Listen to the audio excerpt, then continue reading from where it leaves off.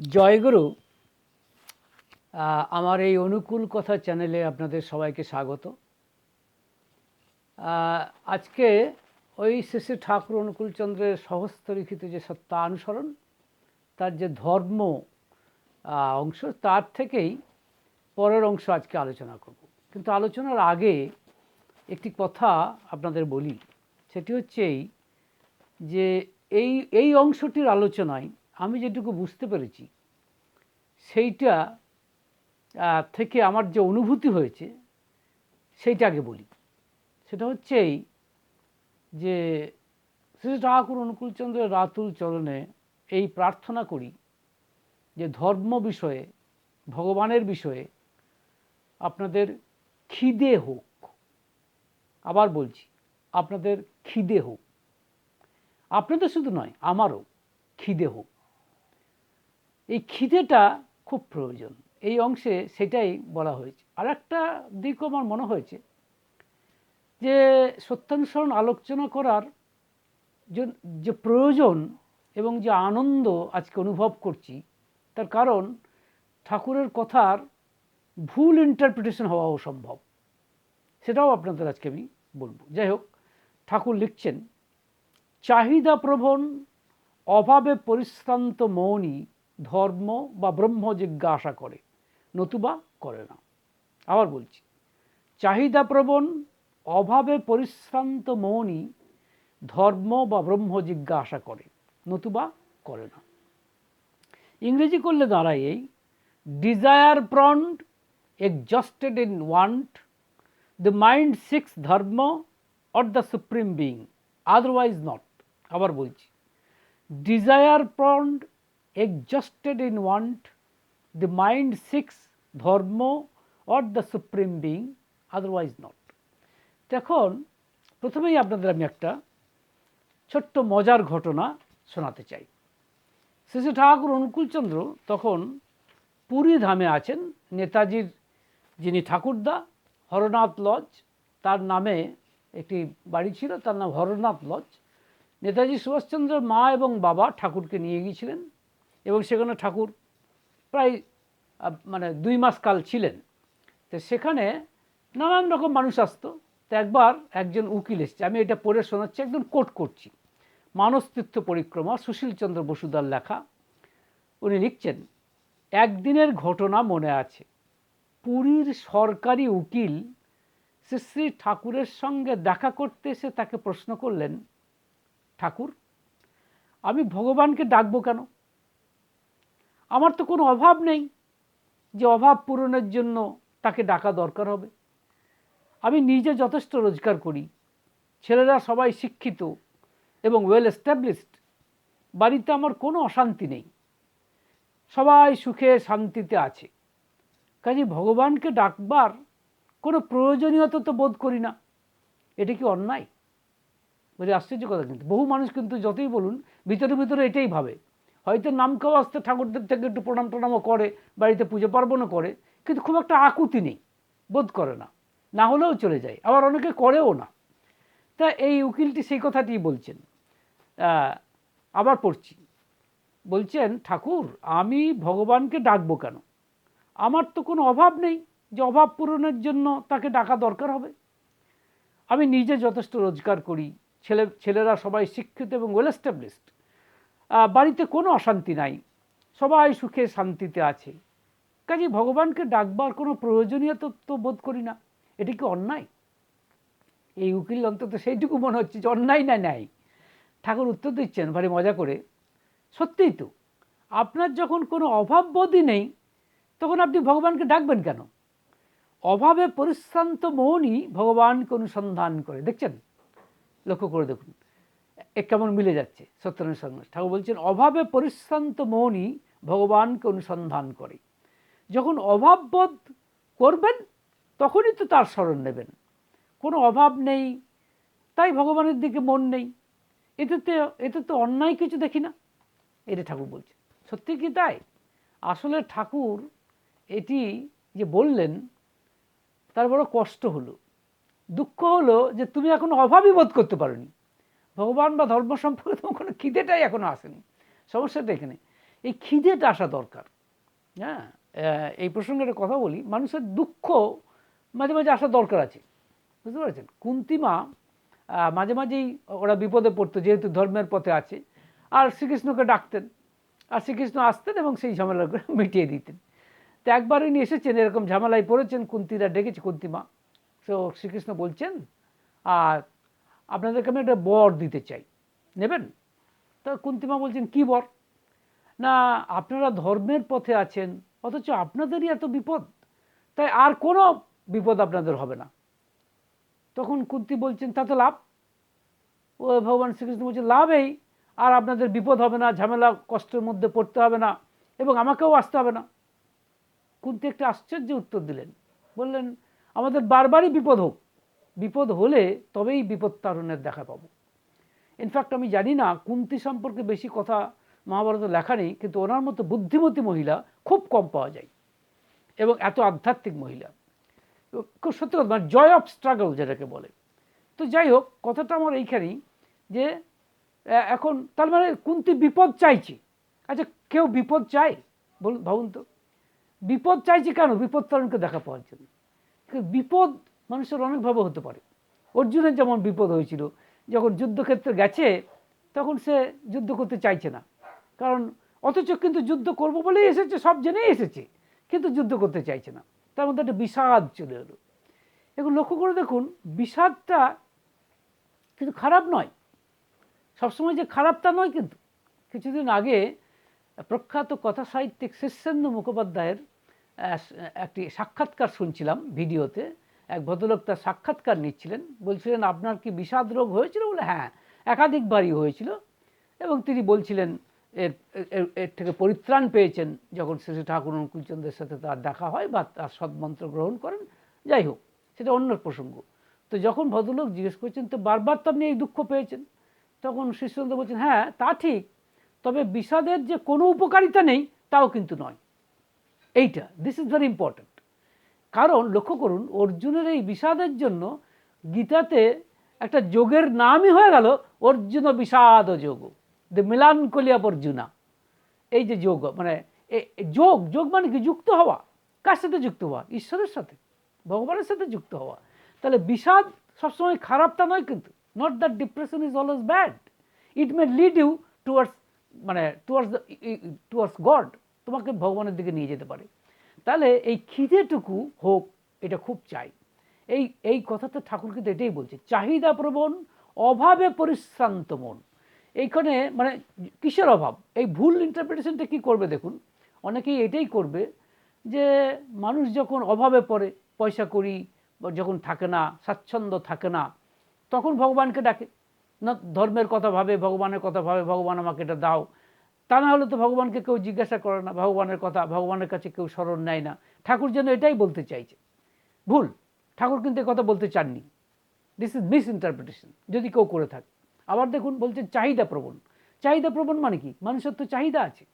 অনেকে যদি মনে করে চাহিদা বলতে এটাই বোঝায় আমার বাড়ি হোক, গাড়ি হোক, হ্যাঁ, আরও নানান কিছু হোক, হ্যাঁ, ভালো স্বাস্থ্য থাক, শরীর স্বাস্থ্য থাক, আমি 1000 বছর বাঁচি, এরকম যদি হয়, এই চাহিদা পূরণের জন্য ভগবানকে ডাকে, এটাও ঠাকুর বলেননি। মানে এই ইন্টারপ্রিটেশনটাই মূলত ভুল। অভাবে পরিশ্রান্ত মন মানে হচ্ছে যখন জাগতিক সম্পদ, জাগতিক যা কিছুতে বিতরাগ আসে এবং ঈশ্বরের প্রতি অনুরাগ আসে, তখন সে মৌলিক প্রশ্নের সম্মুখীন হয় যে কেন বাঁচা, কী জন্য এসেছি, what is the meaning of life. এই প্রশ্নগুলো কিন্তু তখন চলে আসে এখন, এবং ভালো লাগে না কিছু। বিবেকানন্দ বলছেন, religion comes from dissatisfaction with the present state of affairs. আবার বলছি, religion comes from dissatisfaction from the with the present state of affairs. মানে এই যে যা দেখছি, যা এর থেকে যখন অতৃপ্তি আসে, তখনই ধর্ম আসে। এই কথাটাই ঠাকুর এখানে বলতে চাইছে, যে অভাবে পরিশ্রান্ত মন, যখন জাগতিক ব্যাপারে আর মন আসে না, জাগতিক সমস্ত সম্পদ রয়েছে, সব কিছু থাকা সত্ত্বেও আপনি যদি মানে একটা অতৃপ্তি বোধ করেন, তাহলে বুঝবেন দ্যাট ইজ, আমার মনে হয় সেটা ভালো আর কি, সেই অর্থে। হ্যাঁ, তো মানে in spite of every পজেশনস that you possess, still if you feel intense dissatisfaction, then it's a good symptom. তাহলে বুঝতে হবে এটা ভালো সিমটম।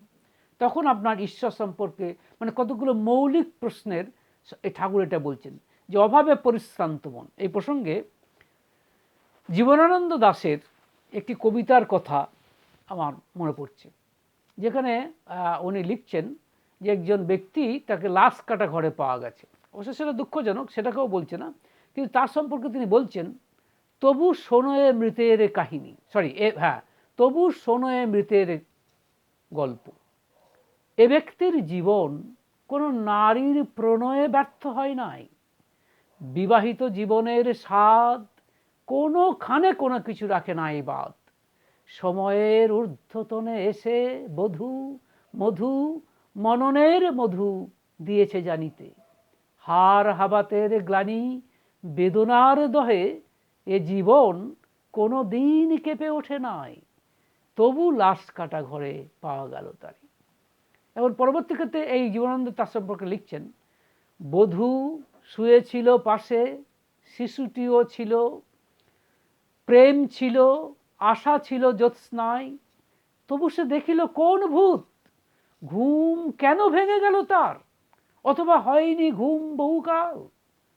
জানি তবু জানি নারীর হৃদয় শিশু গৃহ নয় সবখানি, অর্থ নয় কীর্তি নয় সচ্ছলতা নয় কোনো এক বিপন্ন বিস্ময়, আমাদের রক্তের অন্তর্গত খেলা করে, আমাদের ক্লান্ত করে ক্লান্ত করে। এই দেখুন, এই কথাটাই ঠাকুর বলতে চেয়েছে যে মানুষ যখন জাগতিক সম্পদে বা যা কিছু হচ্ছে, যা কিছু দেখছেন, যা কিছু করছেন, খুব ভালোই আছে, ফাইন, সেই অর্থ ফাইন আছে, পড়াশুনো আছে, শরীর স্বাস্থ্য ভালো, ওই উকিলের মতো সব কিছু আছে, এভরিথিং ইজ ফাইন। মাঝে মাঝে বিয়ে বাড়ি যাচ্ছে, মাঝে মাঝে লোকে তাকে ফেলিটেশন দিচ্ছে, সো ম্যানিজ, মানে কোনো অভাব নেই, সামাজিক সম্মান প্রতিপত্তি কিছু নেই। কিন্তু তার মধ্যে কেউ যদি অভাব ফিল করে তাহলে বুঝবেন যে সেটা কিন্তু শুভ লক্ষণ, কারণ এর মধ্যে শান্তি নেই। এই বোধ যখন আসছে, অভাবে পরিশ্রান্ত মন যখন আসছে, মানে এটা কথা বলো না, man is not happy with bread alone. মানুষ কেবল রুটিতে সন্তুষ্ট নয়। এখন যদি তাই হতো তাহলে কি হতো দেখুন, যে পশুর সঙ্গে তফাৎ কোথায় থাকতো?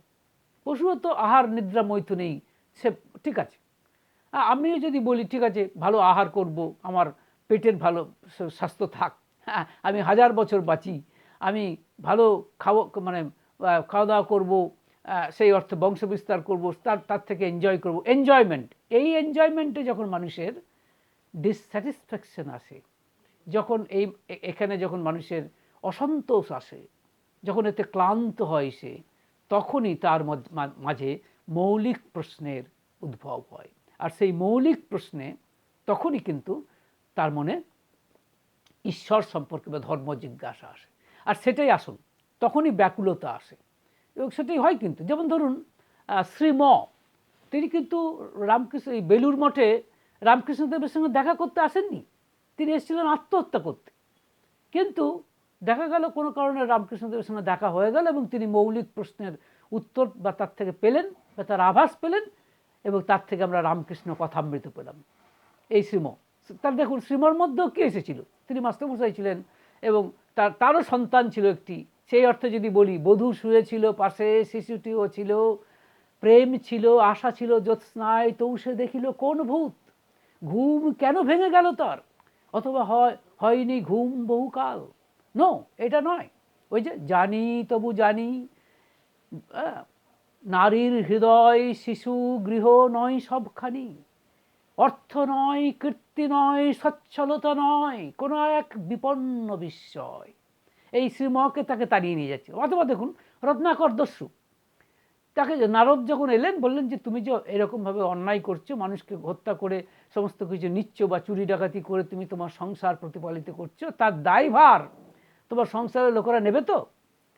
উনি কিন্তু এরকম ভেবেছিলেন যে আমি কিছু খারাপ করছি না, আমি ভালোই আছি, এবং আমি যে এরকম হত্যা করছি বা মানে আমি সংসারকে প্রতিপালিত করি, বাবা মাকে প্রতিপালিত করছি, সংসার সব, নাথিং রং।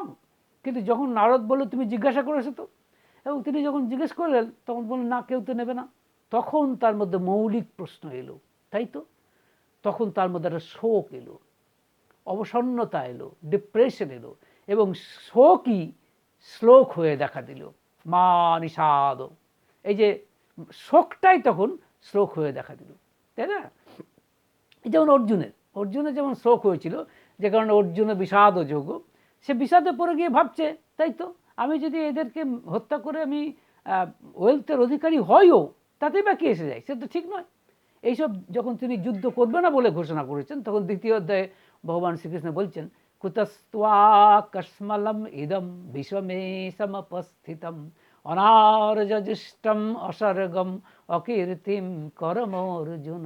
তুমি কি করছো যুদ্ধক্ষেত্রে এসে? তোমার এই তুমি এরকম যুদ্ধ করবো না বলছো, এটা অনার্য সুলভ একটা কাজ, অকীর্তি সুলভ কাজ, অসর্গম কাজ। এ কি বলছো তুমি?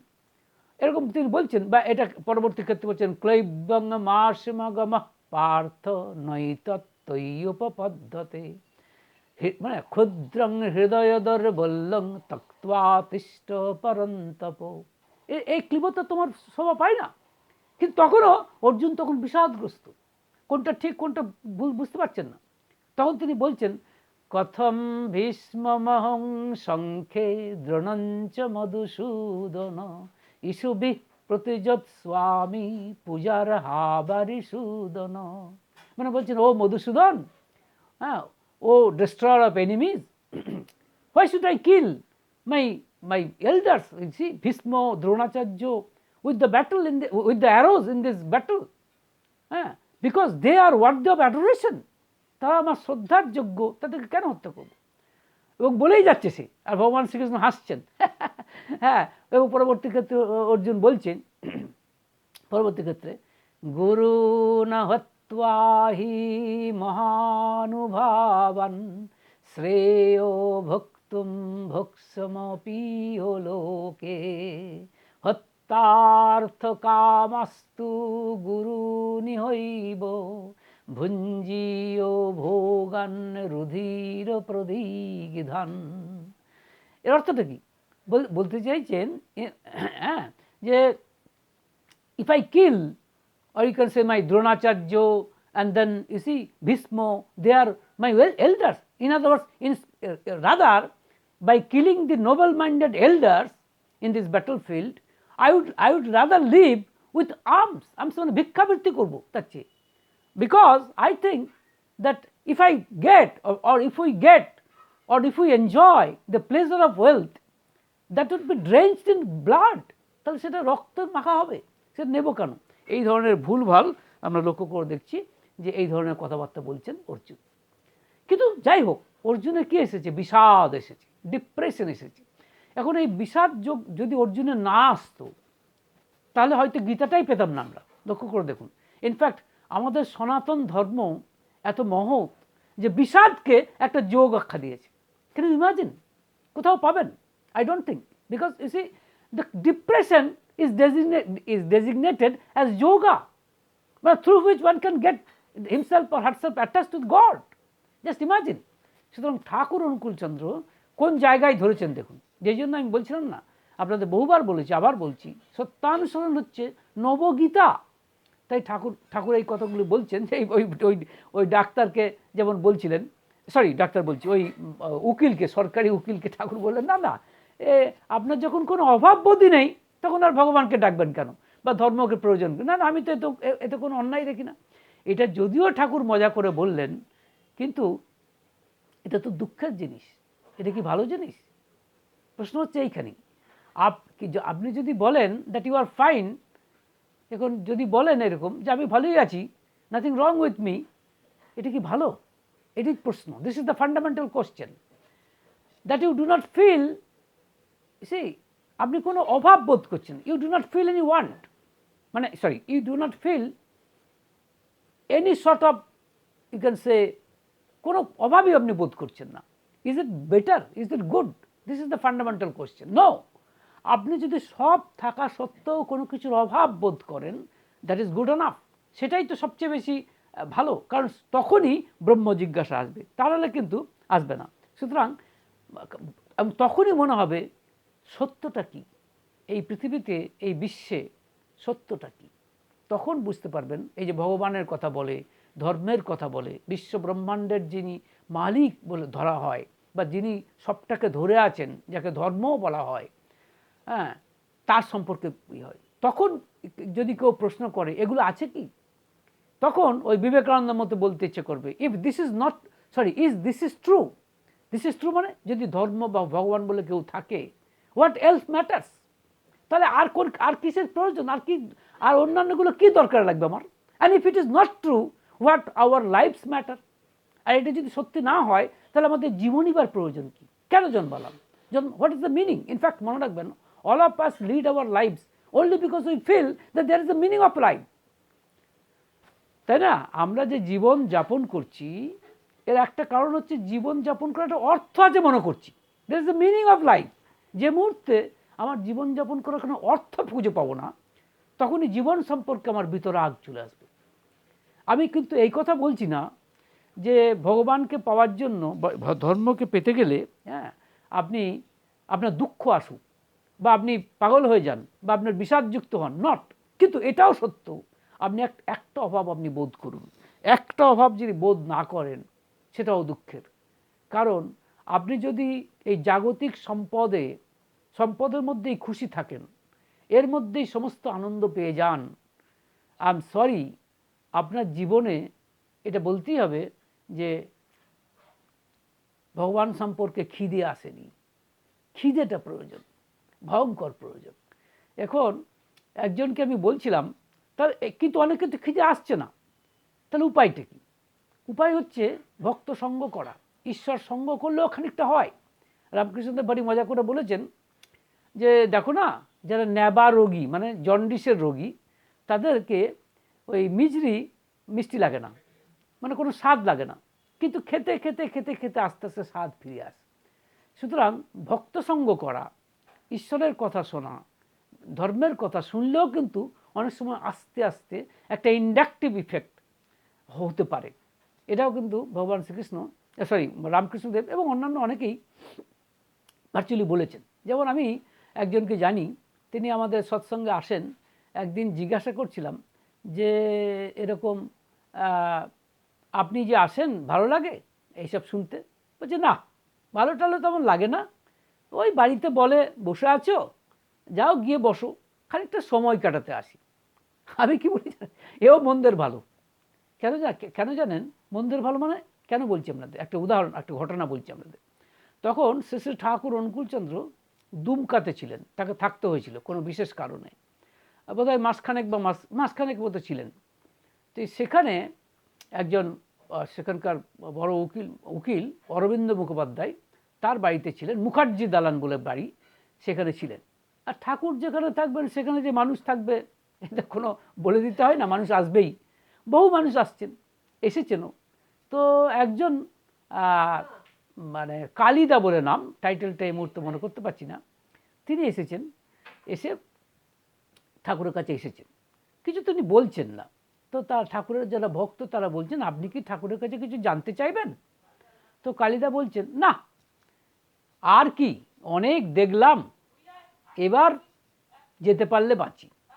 মানে উনি বলতে চাইছেন এবার একটা ভালো মৃত্যু চাইছেন। দেখুন, ওনার বয়স হয়েছে, উনি এটা চাইছেন।